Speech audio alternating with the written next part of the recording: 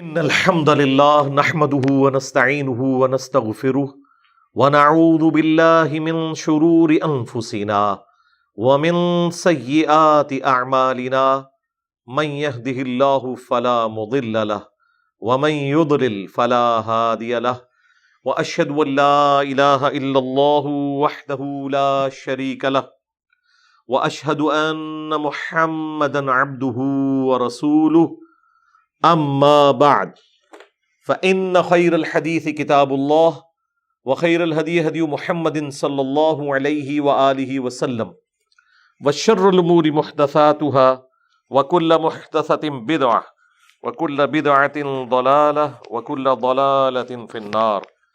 اعوذ بالله السميع العليم من الشيطان الرجيم من همزه ونفخه ونفثه. بسم الله الرحمن الرحيم. رب اشرح لي صدري ويسر لي امري واحلل عقدة من لساني يفقهوا قولي. بسم الله الرحمن الرحيم. ان الله وملائكته يصلون على النبي يا ايها الذين آمنوا صلوا عليه وسلموا تسليما. اللهم صل على محمد وعلى آل محمد كما صليت على إبراهيم وعلى آل إبراهيم إنك حميد مجيد. اللهم بارك على محمد وعلى آل محمد كما باركت على إبراهيم وعلى آل إبراهيم إنك حميد مجيد. ربنا آتنا من لدنك رحمة وهيئ لنا من أمرنا رشدا. لا إله إلا أنت سبحانك إني كنت من الظالمين. حسبنا الله ونعم الوكيل. يا حي يا قيوم برحمتك أستغيث ولا حول ولا قوة إلا بالله العلي العظيم. آمین. الحمدللہ آج 29 اکتوبر 2023 کو سنڈے کے دن ہماری یہ قرآن کلاس نمبر 166 کی اسٹوڈیو ریکارڈنگ ہونے جا رہی ہے. آج انشاءاللہ تعالی ہم سورۃ الرعد کی آیت نمبر 23 سے آنورڈ سٹارٹ لیں گے. پچھلی دفعہ آیت نمبر 22 کے اوپر کنکلوژن ہوئی تھی کہ جو اللہ کے نیک بندے ہیں جو صبر کی روش اختیار کرتے ہیں، نماز کو قائم کرتے ہیں اور اعلانیہ بھی اور چھپا کر بھی اللہ تعالیٰ کی راہ میں اس کے دیے ہوئے مال میں سے خرچ کرتے ہیں اور نیکیوں کے ذریعے اپنے گناہوں کو مٹاتے رہتے ہیں، ان کے لیے اللہ کے حضور جنت ہے انشاءاللہ تعالی. یہی ٹاپک آگے چل رہا ہے. اعوذ باللہ من الشیطان الرجیم. بسم اللہ الرحمن الرحیم. جنات عدن یدخلونہا، وہ جنت ہے، باغات ہیں، ہمیشہ کے باغات جن میں وہ داخل کیے جائیں گے.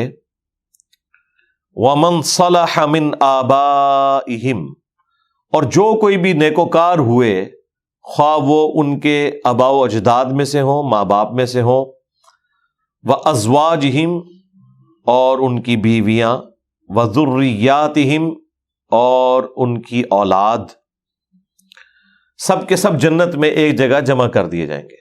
یہ ٹاپک قرآن میں کئی دفعہ ہے کہ اگر اہل جنت میں سے کسی کا مرتبہ بلند ہے اور اس کے رشتہ دار آباء و اجداد میں سے یا اولاد میں سے وہ نیکوکار تھے، تو اللہ تعالیٰ ان لوگوں کو بھی اس نیک شخص کے مرتبے تک پہنچا دے گا. حالانکہ صرف انہوں نے جنت میں ہی داخلہ حاصل کرنا ہے، یعنی پاسنگ مارکس ہی لینے ہیں. لیکن اگر ان کا باپ یا بیٹا ایسا تھا جو زیادہ نیکوکار تھا اور وہ اعلیٰ درجے میں پہنچ گیا، تو اس کی وجہ سے اللہ تعالیٰ اس کو پروٹوکول دیتے ہوئے اس کی بیوی، بچوں، ماں باپ کو بھی نچلی جنت سے اوپر والی جنت میں پہنچا دے گا. والملائکۃ یدخلون علیہم من کل باب، اور فرشتے یہ کہتے ہوئے ہر دروازے سے داخل ہو رہے ہوں گے کہ سلام ہو تم پر، سلام علیکم، تم پر سلام ہو، بما صبرتم، جو تم نے صبر کیا، فنعم عقبی الدار، تو کیا ہی آخرت کا عمدہ گھر ہے ایسے لوگوں کے لیے. اللہم اجعلنا منہم مع النبیین والصدیقین والشہداء والصالحین۔ دنیا میں یہ پروٹوکول مل جائے تو لوگ پھولے نہیں سماتے، اور اگر جنت نہ ختم ہونے والی، ہمیشہ کی کامیابیاں کسی کا مقدر ہو جائیں اس حال میں، تو اس سے بڑا تو خوش نصیب ہی کوئی نہیں ہے۔ دنیا میں انسان کو بلند سے بلند مرتبہ بھی مل جائے، بہرحال اس کی کمزوری کے لیے یہی کافی ہے کہ وہ عارضی ہے، اس کے ٹیسٹ کو خراب کرنے کے لیے کافی ہے کہ وہ عارضی ہے۔ موت نے سب کچھ ختم کر دینا ہے۔ آخرت میں چھوٹی سے چھوٹی نعمت بھی دنیا کی بڑی سے بڑی نعمت سے بڑی ہے، کیونکہ وہ ہمیشہ رہنے والی ہے، اس کو خاتمہ نہیں ہے۔ اب سائملٹینیس کنٹراسٹ آ رہا ہے، یہ تو اہل ایمان کا ذکر تھا، اہل جنت کا۔ اب دوسرے لوگ، والذین ینقضون عہد اللہ، وہ لوگ جو کہ اللہ سے کیا ہوا عہد توڑ دیتے ہیں۔ ایک تو وہ بڑا عہد ہر انسان نے کیا ہے، اس کی روح نے، الست بربکم قالوا بلا، کیا میں تمہارا رب نہیں ہوں؟ تو روحوں نے کہا تھا، ہماری انسٹنکٹ کے اندر توحید موجود ہے، ہم نے خدا کو مانا ہوا ہے، لیکن بعد میں دنیا میں آ کر کوئی شخص خدا کو رسپانس نہیں کرتا تو یہ اس کا اپنا جرم ہے۔ تو جو لوگ توڑ دیتے ہیں عہد کو جو انہوں نے اللہ کے ساتھ کیا، اور اس میں وہ عہد بھی ہے جو دنیا میں لوگ انبیاء کرام علیہ السلام کی دعوت کو قبول کرنے کے بعد اللہ کے ساتھ کرتے، جس طرح بنی اسرائیل نے عہد کیا، لیکن جب عہد کیا پیغمبروں کی نافرمانی کر کے عہد کو توڑا۔ من بعد میثاقہ، بعد اس کے کہ انہوں نے وہ پختہ عہد کیا تھا، وَيَقْطَعُونَ مَا أَمَرَ اللَّهُ بِهِ، اور وہ توڑ دیتے ہیں جس کا اللہ تعالیٰ نے حکم دیا تھا، أَن يُوصَل، کہ اسے جوڑا جائے، یعنی رحمی رشتے۔ وہ قطع رحمی کی روش اختیار کرتے ہیں، رحمی رشتوں کو توڑ دیتے ہیں۔ وَيُفْسِدُونَ فِي الْأَرْضِ، اور زمین میں فساد کرتے ہیں۔ أُولَئِكَ لَهُمُ اللَّعْنَةُ وَلَهُمْ سُوءُ الدَّارِ، ایسے لوگوں کے لیے ہے لعنت اور بہت ہی برا گھر، یعنی جہنم۔ اللہم لا تجعلنا منہم، لعنت کا لفظی مطلب ہوتا ہے اللہ کی رحمت سے دور۔ اہل ایمان جو پیغمبروں کی اتباع کرتے ہیں وہ اللہ تعالیٰ کی رحمت کے مستحق ہوتے ہیں، اور جو پیغمبروں کے باغی ہیں وہ اللہ کی لعنت کے مستحق ہوتے ہیں۔ لعنت کا مطلب ہے اللہ کی رحمت سے دور۔ یہ کوئی گالی نہیں ہے اور نہ یہ کوئی نیگیٹو ورڈ ہے، کیونکہ نبی علیہ السلام نے بھی بعض لوگوں کے اوپر لعنت فرمائی ہے، تو نبی کی شان سے یہ چیز ان کے شان ہے ہی نہیں کہ وہ گالی گلوچ کی روش اختیار کریں۔ لعنت کا مطلب یہ ہے کہ ایسا شخص اللہ کی رحمت سے دور ہے۔ بہرحال نبی علیہ السلام نے ہمیں ایک یہ تاکید فرمائی ہے کہ جو مسلمان ہے اس کے اوپر لعنت نہ کی جائے، لیکن جو مسلمان ایسی روش اختیار کرتا ہے کہ جس کی وجہ سے وہ لعنت کا مستحق ہوتا ہے، وہ آپ نے ضرور ہائی لائٹ کرنا ہے، اس پہ لعنت نہیں کرنی، لیکن اسے بتانا ہے کہ یہ عمل تمہیں لعنت میں گرفتار کر دے گا، جس طرح قرآن میں آیا لعنت اللہ علی الکاذبین، جھوٹوں پہ اللہ کی لعنت۔ اگر کوئی میرے سامنے جھوٹ بولے تو میں اسے یہ نہیں کہوں گا کہ تو لعنتی ہے یا تجھ پہ اللہ کی لعنت ہو، ظاہر مسلمان ہے، اس کو آپ نے پروٹوکول دینا ہے، اس کے کلمے کا احترام کرنا ہے، البتہ یہ اسے بتانا ہے کہ بھائی یہ جو تم نے حرکت کی ہے تم لعنت کے مستحق ہو گئے ہو۔ لعنت اللہ علی الظالمین، ظالموں پر اللہ کی لعنت، یہ بھی قرآن میں آیا، تو ظالم کو یہ ہائی لائٹ کیا جائے گا کہ تم لعنت کے مستحق ہو چکے ہو اپنے اس عمل کے سبب۔ اور اگر وہ فساد فی الارض کرنے والے تو پھر تو اس کے اوپر قنوت نازلہ بھی پڑی جا سکتی ہے، پھر آپ نے یہ خیال نہیں کرنا کہ وہ مسلمان ہے یا نہیں ہے، پھر وہ نہیں بچے گا۔ لیکن جہاں پہ آپ ٹالریٹ کر سکتے ہیں، آخری درجے میں کوشش کریں کہ ایک مسلمان دوسرے مسلمان کے اوپر لعنت نہ کرے۔ ہاں جنرل آپ لعنت کر سکتے ہیں، میں کئی بار لعنت کرتا ہوں کہ جن لوگوں نے اہل البیت کو ناحق قتل کیا ان پہ اللہ کی لعنت، اللہ کے فرشتوں کی لعنت، تمام لعنت کرنے والوں کی لعنت، بالکل ٹھیک ہے، یقیناً ایسے ہی ہونے والا ہے۔ لیکن اسپیسیفکلی آپ جب کسی بندے کو مینشن کرتے ہیں تو اس بندے کا اور اس کے رب کا ایک معاملہ ہے۔ عین ممکن ہے کہ اس جنگ کے اندر کوئی بندہ ایسا شریک ہوا ہے کہ جسے دھوکے سے اس میں شامل کیا گیا اور وہ اس نیت سے نہیں تھا، کئی لوگ چھوڑ بھی گئے، تو یہ معاملہ اللہ کے سپرد کریں. جنرل آپ کہہ سکتے ہیں کہ اہل بیت کے دشمنوں پہ اللہ کی لعنت، صحابہ کرام کے دشمنوں پہ اللہ کی لعنت، انبیاء کرام کے دشمنوں پہ اللہ کی لعنت. جنرل آپ ضرور بات کریں. اللہ یبسط الرزق لمن یشاء ویقدر. اللہ تعالیٰ جس کے لیے چاہتا ہے رزق کشادہ کر دیتا ہے، جس کے لیے چاہتا ہے تنگ کر دیتا ہے. لیکن یہ نہ سمجھیے گا کہ کوئی شخص کہے کہ میں نے اب کوشش بھی نہیں کرنی، جتنا میرا مقدر ہے وہ مجھے ملے گا. اس چیز کی نبی علیہ السلام نے کبھی ترغیب نہیں دلائی. کوشش بہرحال آپ نے کرنی ہے. وَفَرِحُوا بِالْحَيَاةِ الدُّنْيَا، اور یہ دنیا کی زندگی پہ ہی خوش ہو گئے ہیں. وَمَا الْحَيَاةُ الدُّنْيَا فِي الْآخِرَةِ إِلَّا مَتَاعٌ، جبکہ دنیا کی زندگی آخرت کے مقابلے میں تو صرف ایک حقیر سی برتنے کی جگہ ہے. یعنی اس کا سٹیٹس آپ اسی طرح سمجھ لیں کہ جس طرح ٹوائلٹ میں مجبوری انسان کو جانا پڑتا ہے نا، کوئی ٹوائلٹ کو اپنا پرماننٹ گھر نہیں بناتا، یہ مجبوری ہے. ہماری زندگی کی اس کشتی نے اس دنیا کے پانی پہ ہی چلنا ہے. لیکن اگر آپ اس پانی کو کشتی کے اندر داخل کر دیں گے پھر آپ کی کشتی ڈوب گئی. تو دنیا میں ہی رہنا ہے، رہبانیت نہیں اختیار کرنی، لیکن اس دنیا کو اپنے اوپر ایسا غالب نہیں کرنا کہ اللہ تعالی کو آپ پس پش ڈال دیں، اس کی تعلیمات کو پس پش ڈال دیں. وَيَقُولُ الَّذِينَ كَفَرُوا لَوْلَا أُنزِلَ عَلَيْهِ آيَةٌ مِّن رَبِّهِ، اور یہ کافر کہتے ہیں کہ اس نبی صلی اللہ علیہ وآلہ وسلم پر ان کے رب کی طرف سے کوئی معجزہ، کوئی آیا، کوئی نشانی کیوں نہیں نازل کی گئی. قُلْ إِنَّ اللَّهَ يَضِلُّ مَن يَشَاءُ. اب دیکھیں سوال یہ ہو رہا ہے اور جواب کیا ہو رہا ہے. جواب تو یہ ہونا چاہیے تھا کہ انتظار کرو فلاں تاریخ کو فلاں معجزہ آ جائے گا. جواب یہ بھی ہونا چاہیے تھا کہ اللہ تعالیٰ جب چاہے گا نشانی کو ظاہر فرما دے گا، نبی کا کوئی اختیار نہیں. اور اس طرح کا جواب قرآن میں کئی جگہ آیا بھی.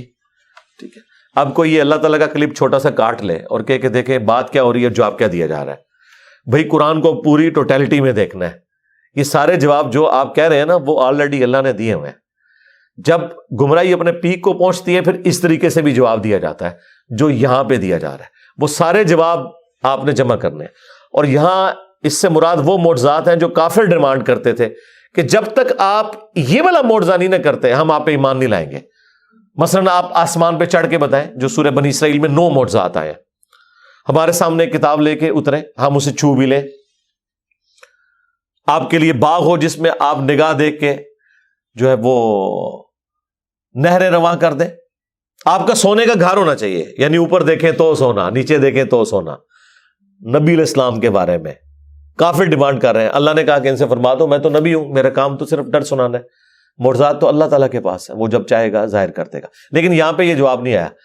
یہاں پہ جواب یہ آیا قُلْ إِنَّ اللَّهَ يَضِلُّ مَن يَشَاءُ. اے نبی ان سے فرما دو کہ اللہ تعالیٰ جسے چاہتا ہے گمراہ کر دیتا ہے.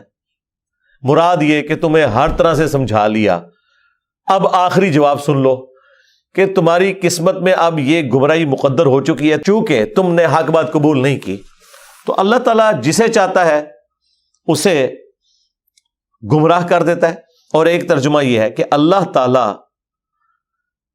گمراہ کر دیتا ہے جو چاہتا ہے کہ گمراہ ہو. یہ ترجمہ بھی درست ہے. وَيَهْدِي إِلَيْهِ مَنْ أَنَابَ، اور اللہ تعالیٰ ہدایت دے دیتا ہے اسے جو اللہ کی طرف رجوع لانے والا ہے. اب یہ جو دوسرا پورشن ہے نا، اس نے چیز واضح کر دی کہ جو اس کے پہلے پورشن میں نے دوسرے والا ترجمہ کیا ہے نا وہ اس میں فٹ ان بیٹھتا ہے. کیونکہ دیکھیں جب یہ بات آ رہی ہے کہ اللہ تعالیٰ ہدایت اسے دیتا ہے کہ جو اللہ کی طرف رجوع لائے، تو اس کو وائس ورسا کیا کریں گے کہ اللہ تعالیٰ گمراہ اسے کرتا ہے جو خود گمراہ ہونا چاہے. یہاں پہ فٹ ان بیٹھ رہی ہے. اور جو اللہ کی طرف رجوع لانے والے ہیں ان کی نشانی ساتھ ہی بتا دی.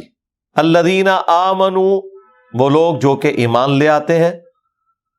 وتطمئن قلوبہم بذکر اللہ، اور پھر ان کی حالت یہ ہوتی ہے کہ ان کے دلوں کو سکون اللہ کی یاد ہی میں آتا ہے.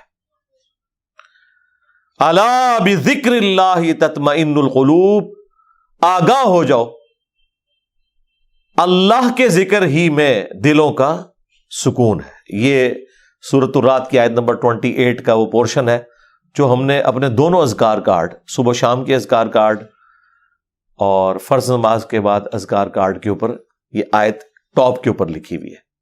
آگاہ ہو جاؤ، کان کھول کر سن لو کہ اللہ کی یاد میں، اللہ کے ذکر میں ہی دلوں کا سکون ہے. اب یہ آیت ایسی ہے کہ اگلا پورا درس اور کئی ایک لیکچر صرف اس ایک آیت کے اوپر ہو سکتے ہیں اگر کراس ریفرنس میں ہم آیات اور احادیث کو کنسیڈر کریں. یہی وجہ ہے کہ پچھلی جو میری قرآن کلاسز 344 لیکچرز میں کمپلیٹ ہوئی تھی نا، اس چھوٹے سے ٹکڑے پہ میں نے 6 لیکچر دیے تھے. اللہ بذکر اللہ تطمئن القلوب، 6 لیکچر. مسئلہ نمبر 111 ABC، پھر 112 ABC، اور تینوں لیکچر جو ہے وہ 1 گھنٹے سے زیادہ ہیں، 6 کے 6 لیکچر. تو جسے شوق ہے تو وہ دیکھ لے. صبح شام کے اذکار پہ میری ویڈیو انہی قرآن کلاسز میں سے کاٹ کے الگ اپلوڈ کی گئی. اس میں نے اذکار کارڈ بھی سارے کور کیے ہیں کہ یہ صبح شام کے اذکار ہیں، یہ فرض نماز کے بعد کے اذکار ہیں، پھر کون کون سی قرآن کی صورتیں ہیں، ان کے کیا کیا فضائل ہیں، پھر ذکر کے فضائل کیا ہیں، کراس ریفرنس کے طور پہ قرآن سے آیات، ذکر کی اقسام کیا ہے. دیکھیں، ایک ذکر کی وہ قسم ہے جو اللہ تعالیٰ نے آپ کے اوپر اوبلیگیٹری کر دی ہے، اس کے بغیر چارہ نہیں، وہ ہے نماز. وَأَقِمِ الصَّلَاةَ لِذِكْرِي، میری یاد کے لیے نماز کو قائم رکھنا. اس کانٹیکسٹ میں بخاری مسلم میں حدیث ہے، نبی علیہ السلام ایک سفر میں تھے، رات کو مشورہ کیا کہ فجر نماز پڑھ کے ہی سوئیں گے. اب سفر میں کچھ اصحاب نے کہا کہ نہیں یا رسول اللہ، تھوڑا آرام کر لیتے ہیں، ایک آدھ بندے کی ڈیوٹی لگا دیں، وہ ہمیں جگا دے گا. حضرت بلال کی ڈیوٹی لگائی گئی اور وہ اپنی سواری پہ مشرق کی طرف رخ کر کے بیٹھ گئے کہ جیسے ہی صبح صادق ہوگی، جو پو پھوٹتی ہے فجر کا وقت داخل ہوتے وقت، جو رات کے اینڈ ہونے کی نشانی ہوتی ہے، تو وہ باقیوں کو جگائیں گے. بس وہ بھی سو گئے. ہاں، جو قوالی لکھی ہوئی ہے اس میں تو سورج بھی نہیں نکلا تھا، لیکن یہاں سورج نکل آیا، کیونکہ یہ مسلم شریف میں لکھا ہوا ہے، وہ مولانا شریف میں لکھا ہوا ہے. بخاری میں تو تھوڑا سا حصہ ہے، مسلم میں پورا یہ واقعہ ہے. سب سے پہلے نبی علیہ السلام کی آنکھ کھلی اور سورج بلند ہو چکا ہے. آپ علیہ السلام نے کہا سب سے پہلے تو یہاں سے اٹھو نا، اس علاقے میں شیطان کا غلبہ ہے جس کی وجہ سے یہ سب کچھ ہوا. آگے چل کے پڑاؤ کرتے ہیں. آگے جا کے پڑاؤ کیا. نبی علیہ السلام نے اپنے مؤذن کو بلا کے پوچھا کہ بھئی تیری ڈیوٹی لگائی تھی. آگے دیکھیں اس نے اسٹریٹ فارورڈ جواب دیا، کوئی گستاخی نہیں. اس نے کہا یا رسول اللہ، جس طرح آپ کو نیند آ گئی مجھے بھی آ گئی. ٹھیک ہے، ادھر تو بڑی گستاخی یہ شمار کیا جائے گا. تو نبی علیہ السلام نے کوئی نہیں ڈانٹا، بالکل نیچرل چیز ہے. اس زمانے میں اگر کوئی الارم ہوتا تو پھر ایسا ہوتا بھی نہ. یہ تو دیکھیں ہم کتنی سہولت میں ہیں. بھلے رات کو 12-1 بجے بھی سوئے نا تو الارم لگایا ہوتا ہے، یقین ہوتا ہے کہ اس الارم کی آواز میں اٹھ جائیں گے. ورنہ اگلے زمانوں میں جب الارم نہیں تھے تو لوگ تو پوری رات پتہ نہیں کتنی دفعہ کروٹ لیتے ہوں گے کہ کہیں فجر ہی نہ قضا ہو جائے. تو ہماری زندگی کتنی آسان ہو گئی ہے اس کی وجہ سے. پھر نبی علیہ السلام نے اذان دلوائی اور سورج بلند ہے، اور صحابہ کرام کہتے ہیں فجر کی نماز آپ نے جماعت سے پڑھائی، سورج نکلی ہوئی حالت میں. سلام پھیرنے کے بعد آپ نے فرمایا کہ اگر کوئی شخص سویا رہ جائے یا بھول جائے تو جیسے ہی اسے یاد آئے، جیسے ہی اس کی آنکھ کھلے، وہ والی نماز پڑھ لے.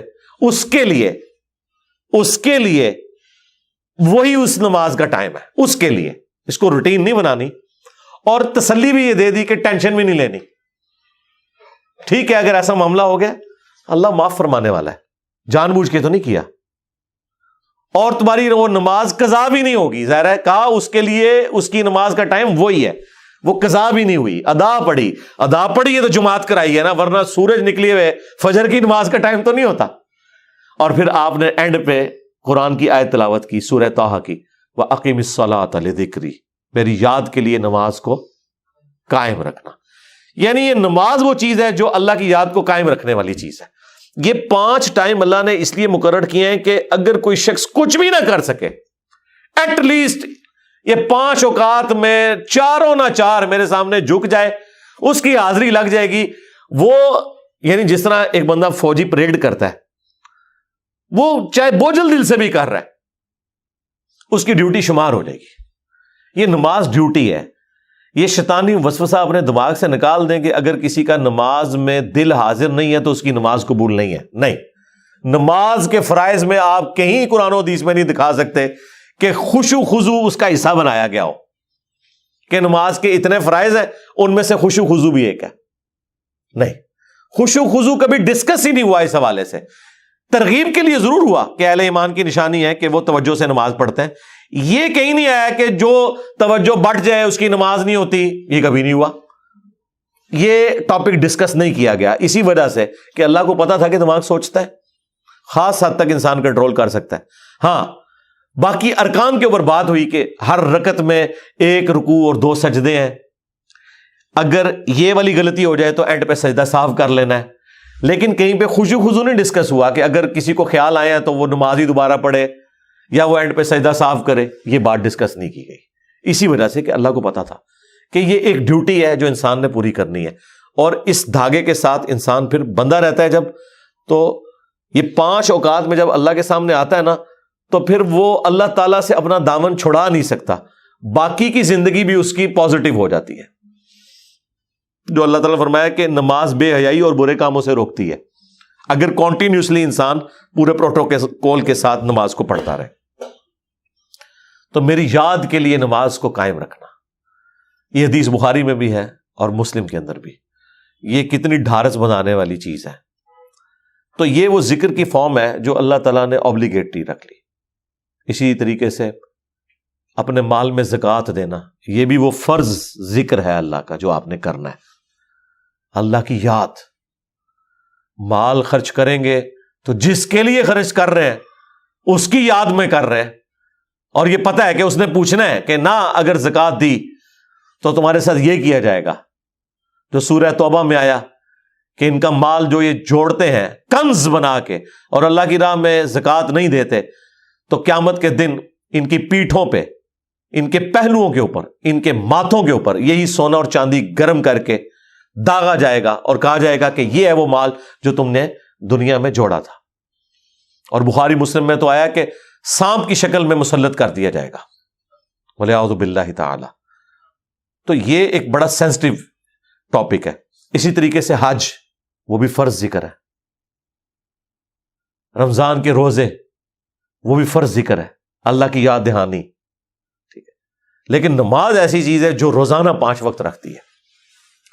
یعنی کوئی کتنا بھی گیا گزرا ہے، کچھ بھی نہیں کرتا، کم از کم 5 وقت اللہ کے سامنے جھکے. چاہے وہ دل سے جھکتا ہے، چاہے وہ خشوع خضوع سے جھکتا ہے، اس نے اپنی ڈیوٹی پوری کرتے رہنا ہے، کرتے رہنا ہے. ایک وقت آئے گا اللہ تعالیٰ استقامت دے گا. ترجمہ یاد کریں، خشوع خضوع کا اہتمام کریں تو انشاءاللہ اللہ تعالیٰ یہ آسانیاں پیدا کر دے گا آپ کے لیے. یہ وہ ذکر ہے جو فرض ذکر ہے. دوسرا ذکر وہ ہے جو اللہ تبارک و تعالیٰ نے قرآن کے لیے یوز کیا. اِنَّا نَحْنُ نَزَّلْنَا الذِّكْرَ وَإِنَّا لَهُ لَحَافِظُونَ. بے شک اس الذکر، یاد دہانی یعنی قرآن کو ہم نے نازل کیا اور ہم ہی اس کی حفاظت کرنے والے ہیں. تو قرآن بھی اللہ کا ذکر ہے، اللہ کو یاد دلانے والی چیز ہے، یعنی جو چیز آپ کو اللہ تعالیٰ کی یاد دلا دے، اسی لیے اسے کہا گیا الذکر. اب قرآن کی اہمیت پہ بولا جائے، وہ تو پچھلے دنوں جو سویڈن میں گستاخی ہوئی اس پہ میں نے تفصیل سے صرف قرآن کے اوپر ہی سارا کچھ ڈسکشن کی ہے. پھر ہماری یہ جو نئی والی قرآن کلاسز ہیں، اس کے پہلے 6 لیکچرز جو ہیں وہ قرآن سے ہی ریلیٹڈ ہے. 40 علمی پوائنٹ میں نے ڈسکس کیے تھے، جسے شوق ہے وہ دیکھ لیں. تیسرا جو ذکر ہے جی وہ ہے الذین یذکرون اللہ قیاما وقعودا وعلی جنوبہم. اہل ایمان کی نشانی ہے کہ وہ خواہ کھڑے ہوئے ہوں، خواہ بیٹھے ہوئے ہوں، خواہ وہ اپنی کروٹوں پر لیٹ رہے ہوں، ہر حال میں اللہ کو یاد رکھتے ہیں.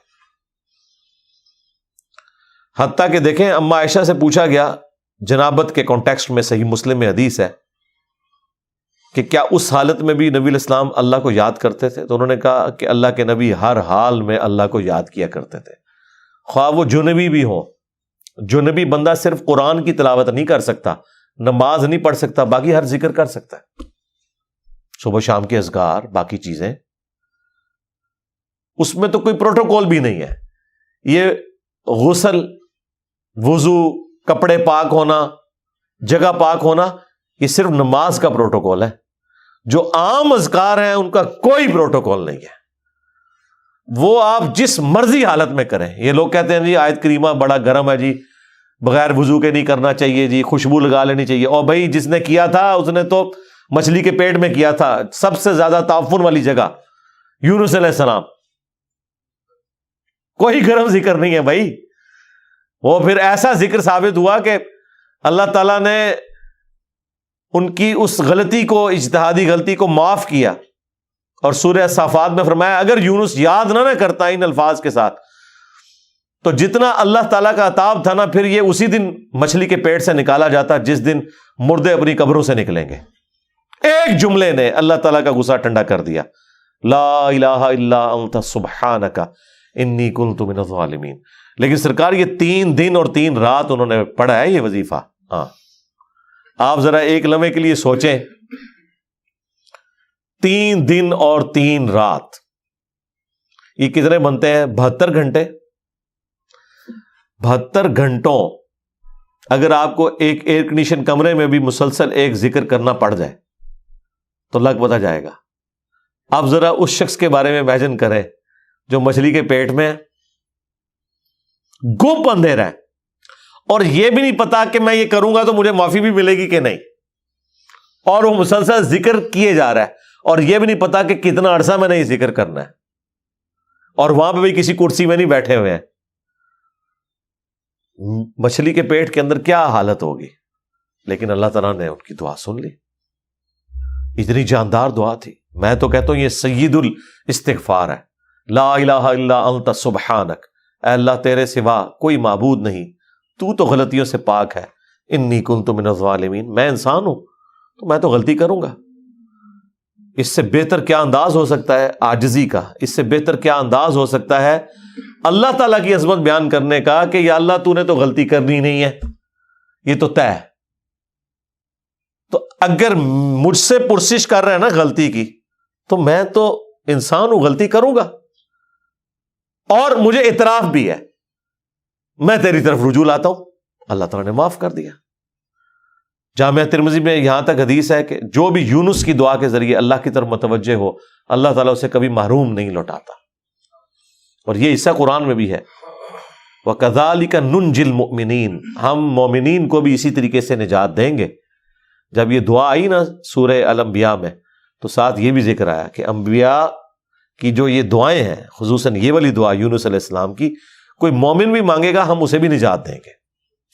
تو یہ جو دعائیں ہیں صبح و شام کے اذکار ہیں، جس کے اوپر میں نے پورا بلیو کارڈ لکھ دیا، اور فرض نماز کے بعد اذکار ہیں، گرین کارڈ لکھ دیا. یہ فرض نماز کے بعد اذکار، یہ صبح و شام کے اذکار. تو ان اذکار میں وہ ساری دعائیں ہیں جو نبی علیہ السلام نے کی ہیں. یہ ہماری ویب سائٹ سے بھی ڈاؤن لوڈ کر سکتے ہیں آپ، اس کی ایپ بھی بنی ہوئی ہے، PDF فارم میں بھی ہے. تو یہ اذکار کریں، صبح و شام کی دعائیں، اذکار، مختلف اوقات کی دعائیں، ٹوائلٹ میں جاتے وقت کی دعا، باہر نکلنے کی دعا، صبح اٹھتے وقت کی دعا، اور رات کو سونے سے پہلے دعائیں. یہ مختلف اوقات کی جو دعائیں ہیں، یہ وہ ساری دعائیں ہیں جو آپ نے اٹھتے بیٹھتے چلتے پھرتے کرنی ہے.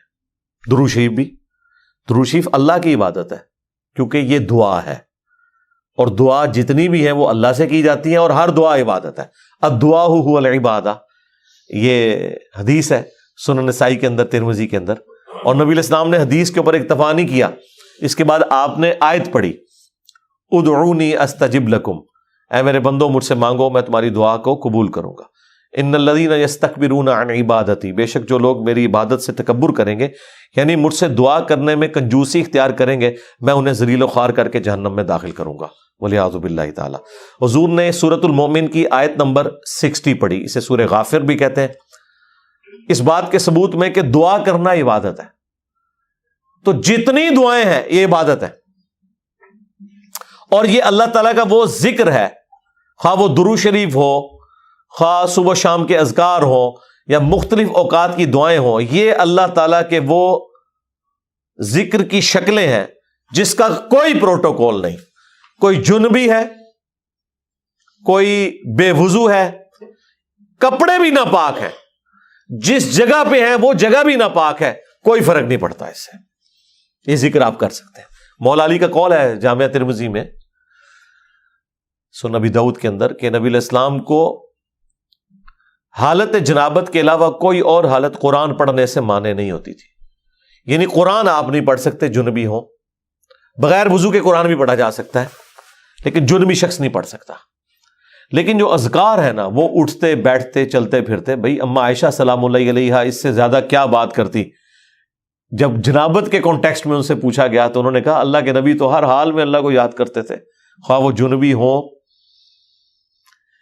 یا نہ ہو، اور غسل جنابت فوراً کرنا کوئی ضروری بھی نہیں ہوتا، اللہ تعالیٰ نے چھوٹ دی ہوئی ہے، بس نماز قضا نہ ہو۔ نبی علیہ السلام کبھی غسل جنابت رات کو کر لیتے تھے اور کبھی آخری پہر اٹھ کے کرتے تھے، تو غسل جنابت ڈیلے بھی کوئی شخص کر سکتا ہے۔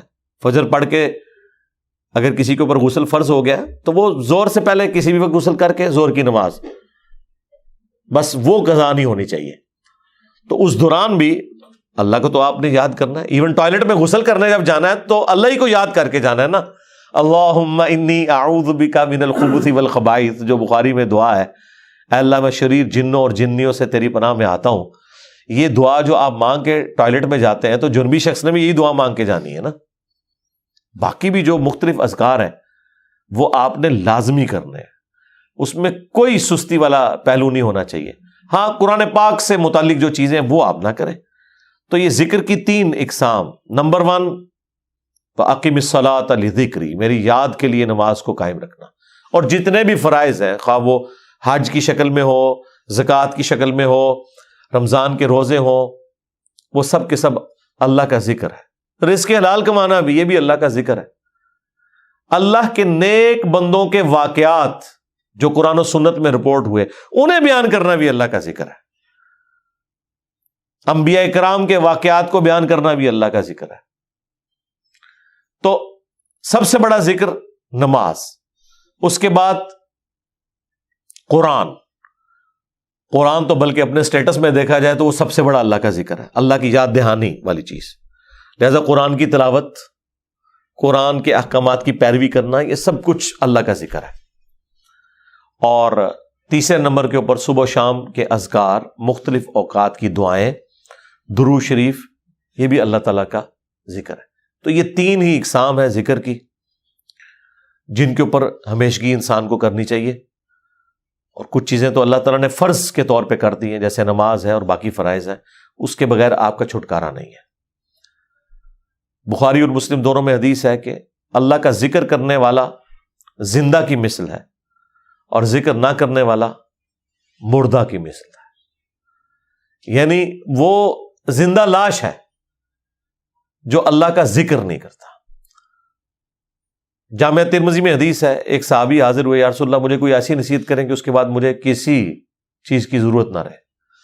نبی علیہ السلام نے کہا کہ تیری زبان ہر وقت اللہ کے ذکر سے تر رہے، بس یہ نصیحت، یعنی صرف نماز کی حد تک نہیں، عام حالت میں بھی۔ اچھا، ذکر کے لیے زبان ہلانا بھی ضروری نہیں ہے، دل میں بھی ذکر ہو سکتا ہے۔ اللہ کو یاد کرنا بھی ذکر ہے، غور و تفکر کرنا بھی ذکر ہے۔ اصل چیز ہے گاڈ اورینٹڈ ہونا۔ بخاری مسلم میں حدیث ہے، جب تم نماز پڑھ کے اسی جگہ پہ بیٹھے رہتے ہو نا جہاں پہ نماز پڑھی تھی، اسی مصلی کے اوپر، جب تک وضو نہیں ٹوٹتا نا، کچھ ذکر نہ بھی کرو، تب بھی فرشتے دعائے رحمت تمہارے لیے کرتے رہتے ہیں۔ حتیٰ کہ بخاری مسلم میں آیا کہ جو شخص نماز کے انتظار میں ہے نا، اللہ تعالیٰ اسے بھی نماز کے اندر ہی شمار کر لیتا ہے۔ دیکھیں اللہ تعالیٰ کی رحمت ہے، یعنی یہ تو ایک نہ ختم ہونے والا سلسلہ ہے۔ بخاری مسلم دونوں میں حدیث ہے، میں اپنے بندے کے گمان کے قریب ہوں جیسا کہ میرے بارے میں گمان کرے۔ جب وہ مجھے دل میں یاد کرتا ہے میں اسے دل میں یاد کرتا ہوں، جب وہ مجھے کسی مجلس میں یاد کرتا ہے نا تو میں اس سے بہتر مجلس میں اسے یاد کرتا ہوں، جب وہ میری طرف ایک بالش بڑھتا ہے میں اس کی طرف ایک ہاتھ بڑھتا ہوں، جب وہ میری طرف چل کے آتا ہے میں اس کی طرف دوڑ کر آتا ہوں۔ تو یہ حدیث قدسی ہے بخاری مسلم دونوں میں، اور اسپیسیفکلی یہ قرآن حکیم کی درس و تدریس کے حوالے سے ذکر ہوا تھا کہ ایسی مجلس میں فرشتے حاضر ہوتے ہیں اور جب اللہ کے پاس جاتے ہیں، حالانکہ اللہ جانتا ہے، پھر بھی پوچھتا ہے کہ میرے بندوں کے پاس گئے تھے، کس حالت میں پایا؟ وہ بتاتے ہیں یہ حالت تھی۔ پھر اللہ تعالیٰ پوچھتا ہے مجھ سے کیا مانگ رہے تھے؟ فرشتے بتاتے ہیں کہ بندے جنت مانگ رہے تھے۔ اللہ تعالیٰ پوچھتا ہے کیا جنت دیکھی انہوں نے؟ کہتے ہیں نہیں، اگر دیکھ لیتے تو اس سے بھی زیادہ مانگتے۔ اور کیا کہتے تھے؟ جہنم سے آزادی مانگ رہے تھے۔ کیا جہنم دیکھی میرے بندوں نے؟ نہیں، اگر دیکھ لیتے اس سے بھی زیادہ شد و مت سے مانگتے۔ اللہ تعالیٰ فرماتا ہے تم گواہ ہو جو میں نے سب کو معاف کر دیا۔ اچھا، وہ فرشتے کہتے ہیں یا اللہ ایک بندہ ایسا تھا جو ویسے ہی وہاں پہ آ گیا تھا، اس کی نیت نہیں تھی لیکن وہ ان کی مجلس میں بیٹھا تھا۔ اللہ تعالیٰ فرماتا ہے کہ یہ لوگ ہی ایسے ہیں کہ جو ان کی مجلس میں بھی بیٹھ جائے نا، ان کو بھی میں نے بخش دیا۔ وہ جو کہہ رہے ہوتے ہیں نا غوث پاک کے درس میں بھی اگر کوئی بیٹھ گیا، کہانیوں میں نہیں میرے بھائی، درس قرآن میں، وہ چاہے غوث پاک دے رہے ہو یا کوئی انجینئر پاک دے رہے ہو یا کوئی ڈاکٹر پاک دے رہے ہو، اگر اخلاص کے ساتھ کوئی اللہ کا ذکر کر رہا ہے، خالص توحید بتا رہا ہے، قرآن و سنت کی تعلیمات بتا رہا ہے، اس کی مجلس میں بیٹھنے والے کے لیے جنت کا راستہ آسان ہو جائے گا۔ وہ تو حدیث ہے صحیح مسلم کے اندر کہ جو علم کے راستے پہ چلتا ہے اللہ تعالیٰ جنت کا راستہ اس کے لیے آسان کر دیتا ہے۔ یہ تو بالکل اسٹیبلش چیز ہے۔ تو یہ ذکر ایسا معاملہ ہے کہ کوئی دل میں بھی یاد کرتا ہے نا، اللہ اس کو پھر دل میں یاد کرتا ہے۔ فَاذْكُرُونِي أَذْكُرْكُمْ، یہ تو قرآن میں سورۃ البقرہ میں ہے، اے میرے بندے مجھے یاد کر، میں تیرا ذکر کروں گا اور اس سے بہتر مجلس میں کروں گا، فرشتوں کی مجلس میں کروں گا۔ اور انسان کی کتنی خوش نصیبی ہے کہ انسان اللہ کو یاد کرے، اللہ تعالیٰ اس کے رسپانس میں اسے یاد کرتا ہے۔ انسان کا اللہ کو یاد کرنا یہ چھوٹی چیز ہے، اللہ کا اپنے بندے کو یاد کرنا یہ بڑی چیز ہے۔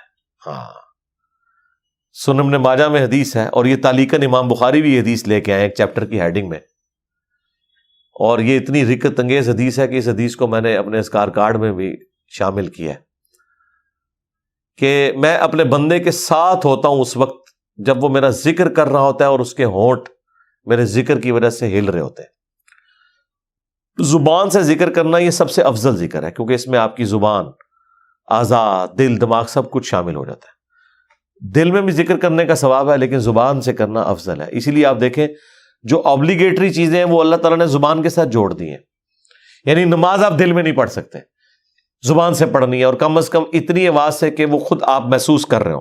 محسوس سے مراد یہ نہیں ہے کہ 10 نمازی دیر تک سن رہے ہیں، نہیں، محسوس سے مراد ہے کہ آپ کو فیل ہو رہا ہے کہ آپ وہ اپنی زبان سے پڑھ رہے ہیں۔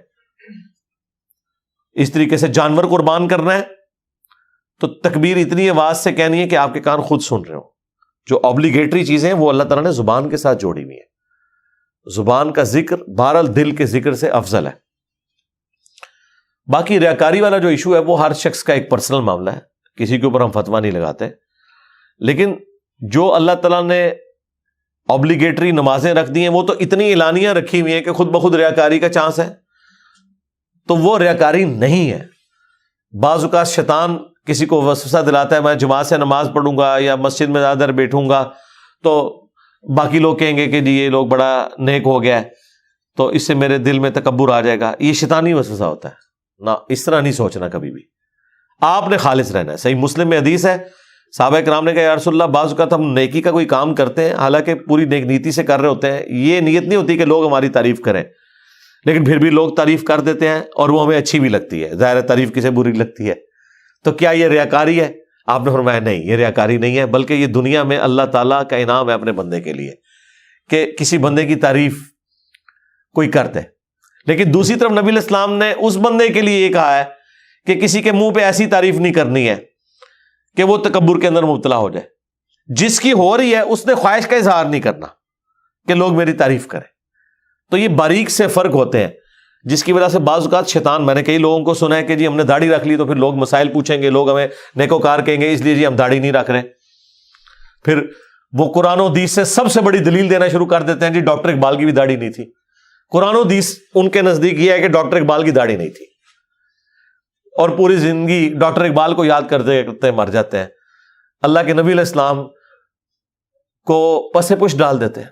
کئی لوگ ہیں وہ کہتے ہیں کہ جی وہ جی ہاں نبی علیہ السلام خواب میں زیارت کروا کے خود منو ایک بار بھی کہہ دینا میں داڑھی رکھ لینی ہے، تو میں ان کو کہتا ہوں وہ 1400 سال پہلے کہہ کے گئے ہیں بھائی، اور اس سے بھی بڑھ کر اللہ قرآن میں کہہ گیا سورہ النساء کی آیت نمبر 119 کہ یہ شیطان کا راستہ ہے، کہ شیطان کہے گا، اس نے یہ وعدہ کیا تھا اپنے رب کے ساتھ وَلَآمُرَنَّهُمْ فَلَيُغَيِّرُنَّ خَلْقَ اللَّهِ، اے اللہ میں تیری مخلوق کو ابھاروں گا کہ وہ تیری بنائی ہوئی تخلیق کو بدل دیں گے۔ تو یہ تخلیق اللہ نے دی تھی مرد کے لیے۔ اتنی داڑھی رکھنا کہ جسے عرف عام میں داڑھی کہا جائے، یہ مرد کے لیے اوبلیگیٹری ہے۔ تو ہر بندے نے کوئی نہ کوئی اپنے لیے لیم ایکسکیوز رکھا ہوا ہوتا ہے۔ تو میں ان کو بھی کہتا ہوں بھائی 1400 سال پہلے حکم ہو چکا ہے بھائی، اب کس حکم کا آپ انتظار کر رہے ہیں؟ تو بعض اوقات شیطان یہ بھی وسوسہ دلاتا ہے کہ جی اگر میں جماعت سے نماز پڑھوں گا تو لوگ کہیں گے یہ بڑا نیکوکار ہے، لہٰذا میں گھر میں ہی پڑھ لیتا ہوں۔ نہیں بھائی، جو فرض چیزیں ہیں وہ آپ نے حکم پہ عمل کرنا ہے، اپنی عقل کو اس میں دخل نہیں دینی۔ اب داڑھی بھی سامنے نظر آ رہی ہے، داڑھی تو ظاہر چہرے پہ رکھی جائے گی نا، پیٹ میں تو صرف بزرگوں کی داڑیاں ہوتی ہیں، ہاں بابوں کی، اور جو کتابوں کے ماننے والے ہیں ان کی داڑھی تو باہر ہوتی ہے، وہ تو سامنے رکھنی ہوگی۔ اسی طریقے سے نماز بھی لوگوں کے سامنے ہی پڑھنی پڑے گی جماعت سے۔ یہ تو ہو ہی نہیں سکتا کہ آپ کہیں کہ میں نے جماعت سے نماز نہیں پڑھنی ہے، گناہگار ہوں گے۔ یہ مرد کے لیے میں کہہ رہا ہوں، عورت تو ظاہر ہے اس کے لیے تو حکم ڈفرینٹ ہے۔ تو یہ چیزیں اللہ تعالیٰ نے اپنی یاد کے لیے، دیکھیں کتنے الارمز فٹ کیے ہوئے ہیں، ہمیں کتنے سگنل پورے دن میں ملتے ہیں۔ انسان اللہ تعالیٰ سے اپنے آپ کو بے نیاز کر ہی نہیں سکتا۔ میں ایک ہسٹری چینل کے اوپر یا نیشنل جغرافک پہ ایک ڈاکومنٹری دیکھ رہا تھا، ایک کوئی نان مسلم تھا تو وہ مختلف مسلمان اسکالرز کے پاس نا امریکہ میں انٹرویو کرنے جا رہا تھا کہ ہمیں آپ ریلیجن کے بارے میں بتائیں کہ اسلام کیا ہے۔ تو وہ امریکہ میں ایک شیعہ عالم تھے، ینگ تھے، اس سے جب اس نے سوال کیا نا کہ اسلام کیا ہے تو اس نے کہا اسلام خدا کے گرد سینٹرڈ ہے، بس کہ ہر وقت خدا آپ کے سامنے ہونا چاہیے، یہ اسلام کی بیسک ڈیفینیشن ہے۔ واقعی اس طرح یہی بات ہے۔ اسلام کیا ہے؟ ٹو سبمٹ یور ول، اللہ کے سامنے سر تسلیم خم کرنا۔ اچھا اب یہ بات مجھے بھی پتا، لیکن جب میں نے اس بندے کے منہ سے یہ بات سنی نا، پھر میں نے غور کرنا شروع کیا۔ اس نے کہا کہ ہر وقت اللہ آپ کے سامنے ہونا چاہیے۔ تو پھر میں نے سوچا واقعی یار اسلام تو ہے ہی سینٹرڈ اراؤنڈ گاڈ ہے۔ صبح سے لے کر شام تک ہر چیز خدا کے گرد گھومتی ہے۔ صبح اٹھ کے آپ پہلا جملہ کیا بولتے ہیں؟ الحمدللہ الذی احیانا بعد ما اماتنا والیہ النشور۔ تمام تعریفیں اس اللہ کے لیے ہیں جس نے مرنے کے بعد مجھے دوبارہ سے زندہ کر لیا اور میں نے لوٹ کے اسی کی طرف جانا ہے۔ آخرت کا ذکر بھی ساتھ ہی ہے۔ یہ تلوار جو ہے نا یہ ہر وقت لٹکی رہے گی۔ آپ دیکھیں دنیا میں جتنی دعائیں ہو رہی ہوتی ہیں نا، آخرت کا، موت کا ذکر ساتھ پیرلل میں آ رہا ہوتا ہے کہ تیاری سٹارٹ ہی صبح کیا ہو رہا ہے؟ اے اللہ موت کے بعد زندگی دی ہے اور پھر میں نے مر کے تیرے پاس ہی آنا ہے، جو آخری موت ہے جس کے بعد میں نے اٹھنا بھی کوئی نہیں، پھر قیامت میں ہی اٹھنا ہے۔ یہ سٹارٹ ہو رہا ہے۔ نماز پڑھیں گے، وہ تو ذکر کی اعلیٰ ترین چیز، واقعی میں صلاۃ لذکری، میری یاد کے لیے نماز کو قائم رکھنا، اور نماز کے بعد بھی اذکار، نماز کے اندر بھی اذکار، مسجد میں جانے کی دعا وہ بھی گاڈ اورینٹڈ، مسجد سے نکلنے کی دعا، ٹوائلٹ گئے ہیں تو اس میں جانے کی دعا، اس سے نکلنے کی دعا، پھر گھر سے نکلے ہیں پھر اللہ کو یاد کر کے نکلے ہیں، جہاں جا رہے ہیں اپنا کوئی کام سٹارٹ کر رہے ہیں تو اللہ کے نام سے سٹارٹ کر رہے ہیں، اور ساتھ یہ ٹینشن لگی ہوئی ہے کہ فجر تو پڑھ لی ہے، اب زور کا وقت اتنے بجے ہے، اپنے آپ شیڈیول کو سیٹ کرتے ہیں تاکہ میں جماعت سے نماز پڑھ سکوں۔ تو بس جو یہ شیڈیول طے کر رہا ہے نا، وہ بھائی فجر سے لے کے زور تک نماز کی حالت میں ہے، کیونکہ وہ نماز کے انتظار میں بیٹھا ہے۔ نماز کے انتظار میں بیٹھنے کے لیے مسجد میں بیٹھنا ضروری نہیں ہے، کوئی اپنے آفس میں بھی بیٹھا ہے نا اس انتظار میں کہ میں نے نماز کے لیے جانا ہے، وہ نماز کے انتظار میں بیٹھا ہوا ہے، پھر نماز کا وقت آ جانا ہے، پھر بازار میں جانے کی دعا، سواری پہ بیٹھے تو اس پہ دعا، وہ ساری دعائیں ذرا آپ پڑھیں، کوئی بزرگ بابا آپ کو ان دعاؤں میں نظر نہیں آئے گا، خدا سے شروع ہو کے خدا پہ ختم ہوتی۔ یہ کائنات سینٹرڈ اراؤنڈ گاڈ ہے۔ ہماری زندگی کا مقصد خدا کی پہچان ہے، انبیاء کے دنیا میں آنے کا مقصد خدا کی پہچان ہے، ہر چیز خدا کے گرد گھومتی ہے۔ یہ اصل میں اللہ کو مطلوب انسان ہے جو سینٹرڈ اراؤنڈ گاڈ ہو۔ تو آپ اس کے ذرا ٹیسٹ کو فیل کریں۔ الذین آمنوا، جو لوگ ایمان لائے، وتطمئن قلوبہم بذکر اللہ، اور مطمئن ہوتے ہیں ان کے دل اللہ ہی کی یاد سے، الا بذکر اللہ تطمئن القلوب، آگاہ ہو جاؤ کہ دلوں کا سکون ہے ہی اللہ کی یاد میں ہے۔ یہ اللہ تعالیٰ نے سکون رکھے ہی اس کے اندر ہے۔ سکون سے مراد یہ نہیں ہے کہ دنیا میں آپ کو کوئی پریشانی نہیں آئے گی، اگر یہ مطلب ہو تو انبیاء کرام نے تو سب سے زیادہ بے سکونی دیکھی ہے۔ ہر آزمائش اللہ تعالیٰ نے ان کے اوپر ڈالی ہے اور وہ ثابت قدم رہے۔ مراد یہ کہ اگر کوئی آزمائش آئے گی تو وہ برداشت کرنا آسان ہو جائے گی۔ پھر دنیا حسنہ کیا ہے کہ دنیا میں اگر تکلیف بھی آئے تو صبر آ جائے گا کہ اللہ کی مرضی، انا للہ و انا الیہ راجعون۔ دیکھیں تکلیف میں بھی آپ کو یہ دعا سکھا دی گئی ہے، ادھر بھی موت ہے، اے اللہ ہم تیری طرف سے آئے تھے، ہم نے بھی تیرے پاس ہی آ جانا ہے واپس، تو یہ تکلیف جو آئی ہے نا یہ بھی تو ایک نہ ایک دن ختم ہو جانی ہے۔ بڑی سے بڑی تکلیف بھی اس دن تو ختم ہو جانی ہے جس دن انسان کو موت آنی ہے۔ بیمار تھا تو جب بندہ ہی ختم ہو گیا تو بیماری بھی ختم ہو گئی۔ تو دیکھیں ہر جگہ گاڈ اورینٹڈ، اللہ کی طرف متوجہ رہنا۔ تو اس کے لیے اللہ تعالیٰ نے آپ کو پورا جو شیڈیول دیا ہوا ہے۔ ابھی تو یار ان لوگوں نے ہماری نمازوں کے مزے خراب کر دیے ہیں۔ کاش آپ کے اوپر وہ دریچہ کھل جائے جو ایک بند دریچہ ہے، وہ سال میں ایک دفعہ کھلتا ہے قیام اللیل کی شکل میں۔ لیکن اگر آپ امیجن کریں کہ دنیا میں جتنی بھی مساجد ہیں ان کے اندر جہری نمازوں میں قرآن الف لام میم سے شروع ہو کے یا سورہ فاتحہ سے شروع ہو کے والناس تک پورا سال چلے، ایک ایک رکوع ایٹ لیسٹ ایک ایک رکوع کتنا ٹائم لگ جائے گا؟ اگر یہ نماز 7 منٹ میں ختم کرتے ہیں وہ 20 منٹ میں ہو جائے گی یا 15 منٹ میں۔ ایک رکوع مغرب کے اندر پہلی رکعت میں، دوسرا رکوع مغرب کی دوسری رکعت میں، پھر عشاء کی رکعت میں اس سے اگلے والا رکوع اور اس کی دوسری رکعت میں اس سے اگلا، اور اس طریقے سے فجر میں۔ یہ 6 رکعتیں جو ہیں آپ کی جہرن، 2 مغرب 2 عشاء اور 2 فجر، ان میں قرآن پورے سرکل میں چلتا رہے۔ آپ کو عربی آتی ہے نہیں آتی اس سے کوئی فرق نہیں پڑتا، آپ کا اسمارٹ فون آپ کے ہاتھ میں ہو اور ترجمے والا قرآن آپ نے اس پہ کھولا ہوا ہو۔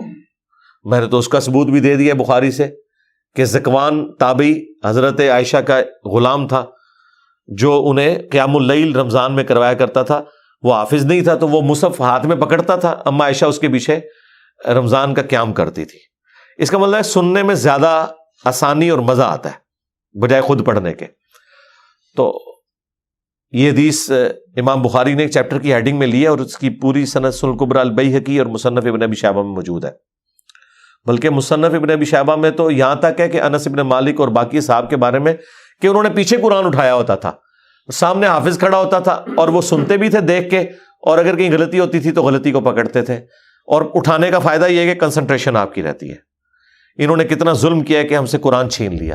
مغرب عشاء اور فجر کی نمازیں واللہ اس لیے نہیں تھی کہ آپ نے صرف رکعتیں پوری کرنی ہے، یہ آپ کے اندر فیول ڈالنا تھا کہ جب آپ جہرن قرآن سنیں گے تو آپ کی پروگرامنگ ہوتی رہے گی۔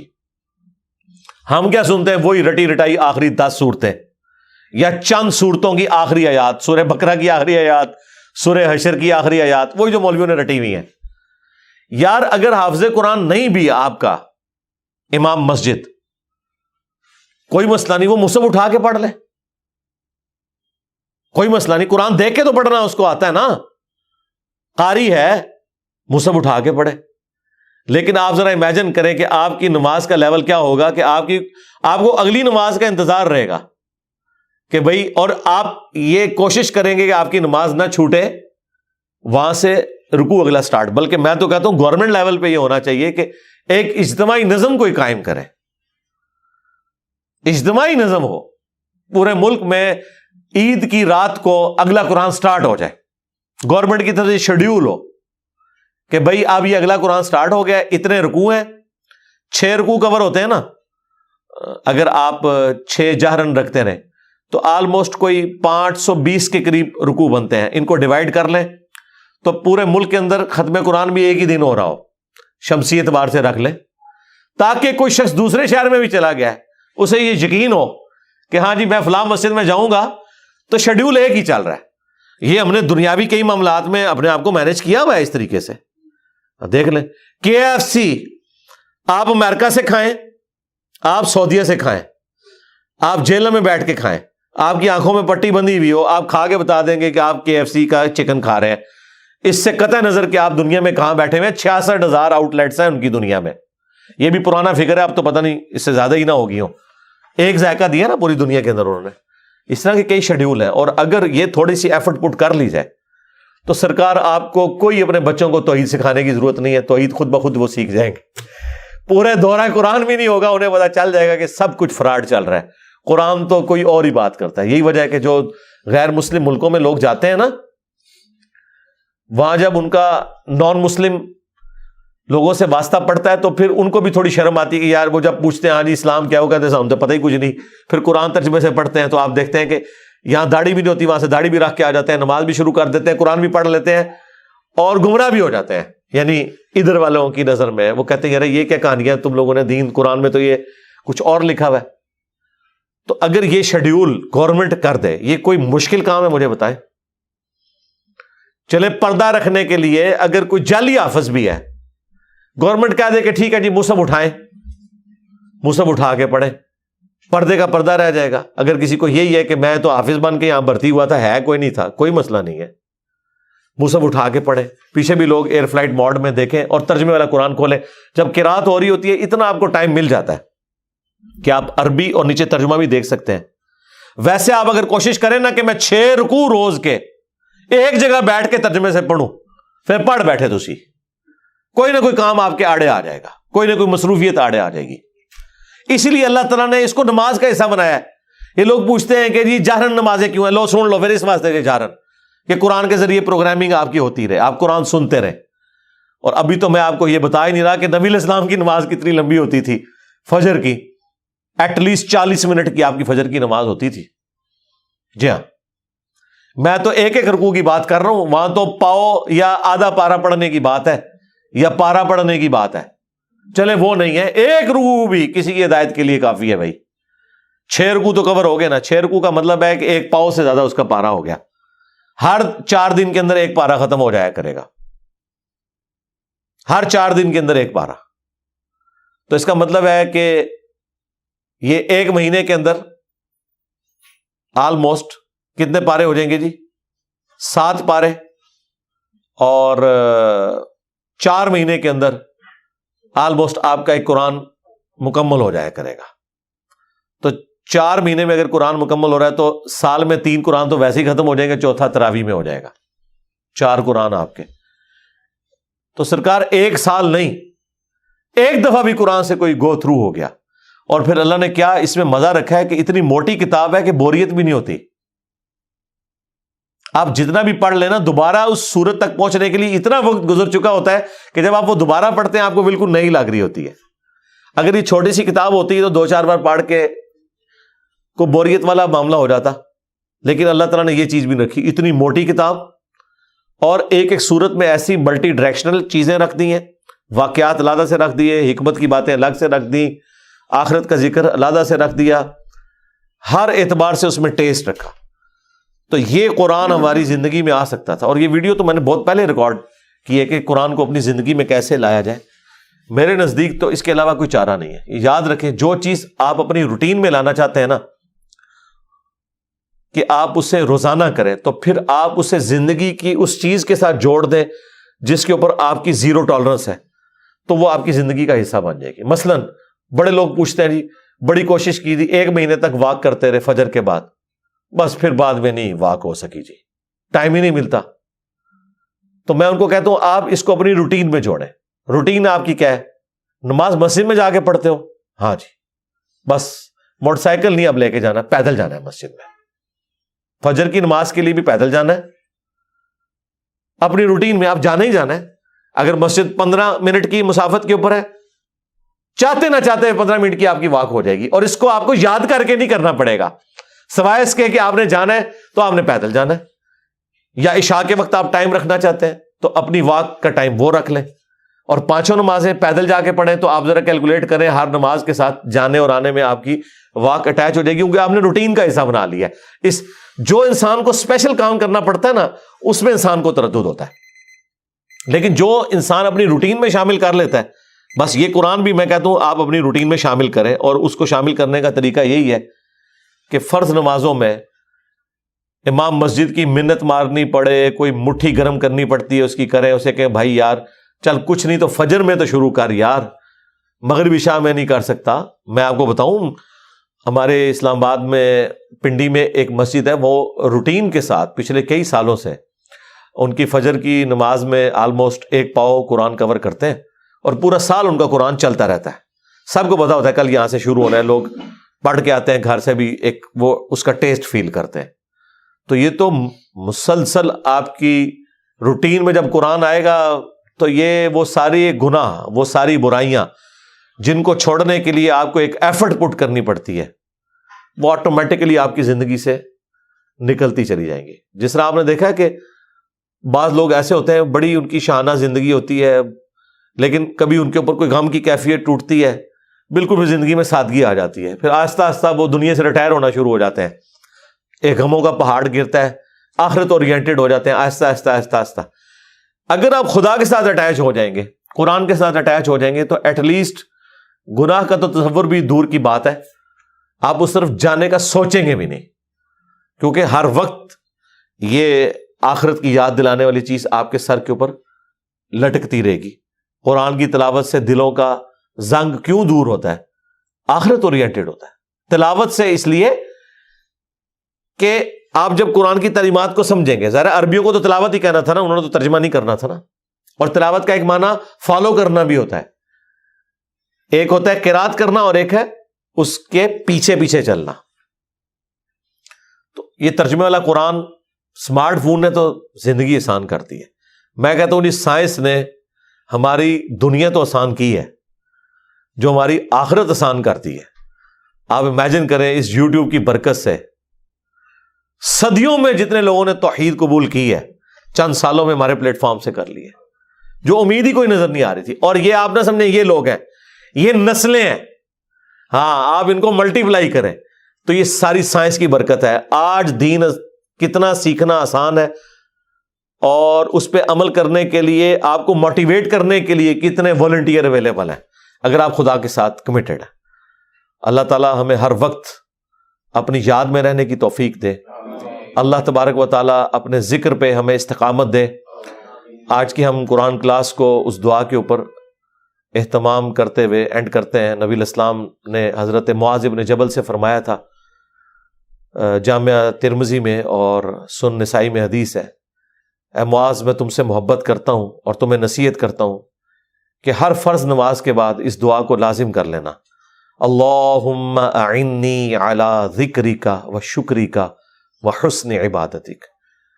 ایک حدیث میں الفاظ ہے، ربی اعنی علی ذکرک و شکرک و حسن عبادتک، اے اللہ میں تیری مدد مانگتا ہوں، میری مدد فرما اس بات پر کہ میں تیرا ذکر کروں، تیرا شکر کروں، اور بڑے احسن طریقے سے تیری عبادت کرتا رہوں، پورے پروٹوکول کے ساتھ، اس میں تو میری مدد فرما۔